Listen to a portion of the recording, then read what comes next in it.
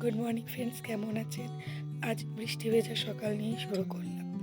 আজকে ভেবে রেখেছি আলিপুর চিড়িয়াখানায় যাব। সকাল থেকে বারবার ননদের ফোন, কি করবি কি করবি। তো ভাগনা আর ছেলের ছেলায় আমি বেরিয়েই পড়লাম।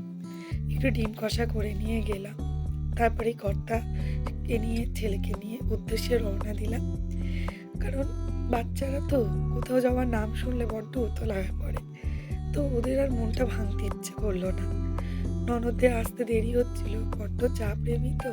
রাস্তায় এক ফাঁকে দাঁড়িয়ে চা খেতে শুরু করে দিলাম। ওই যে ননদ এসে গেল, সেও ব্লগ করতে করতে এসে গেছে। এরপর গড়িয়ায় গেলাম, গিয়ে মেট্রোতে উঠলাম, দিয়ে যেখানে যাব আর কি সেই উদ্দেশ্যে রওনা দিলাম। এই মেট্রো থেকে নেমেই দেখি চারিদিকে বৃষ্টি, ভালোই বৃষ্টি আজ পড়েছে। হ্যাঁ, তো চিড়িয়াখানায় পৌঁছেও গেলাম।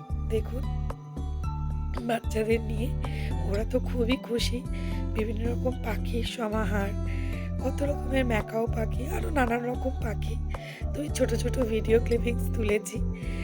রোদ্দুরের তো খুব মজা, কারণ ওই প্রথম চিড়িয়াখানায় গেল, তো সবাইকে নিয়ে খুব আনন্দ করেছে ও। চারিদিকে লোক প্রচুর হয়েছে, বৃষ্টি বলে এই না যে লোক নেই। ছাতা মাথায় বাবার সাথে টুকটুক করে পাখি দেখে যাচ্ছে। ও খুব আনন্দ করেছে আজকে। তারপরেই ভাগনা বলল, সোনামা খিদে পেয়ে গেছে। ননদ লুচি করে এনেছিল, সবাই আনন্দ করে এক জায়গায় বসে খাওয়া দাওয়া শুরু করে দিল। আমার ছেলে কিন্তু খায়নি, আমার ছেলে নুডলস। আমার ছেলের জন্য নুডলস করে নিয়ে গিয়েছিলাম, একটু খিচুড়ি করে নিয়ে গেছিলাম। ওর ওই দিনের ওই খাওয়া, ও বাইরের কিছু খেতে চায় না, আর এসব স্পাইসি খাবার তো মুখেই নেবে না। খাওয়া দাওয়া শেষ করে আবার এই পশু পাখি দেখা শুরু করলাম। জিরাফটা কিরম লাফিয়ে বেড়াচ্ছে। আগের থেকে কিন্তু তুলনামূলক চিড়িয়াখানায় জীবজন্তুর যে সেই উন্মাদনাটা সেরকম আর নেই, অনেকটাই পরিবর্তন হয়ে গেছে। আমরা ছোটবেলায় চিড়িয়াখানায় গিয়ে যেরকম মজা পেতাম, এবারে কিন্তু সেই মজাটা পাইনি।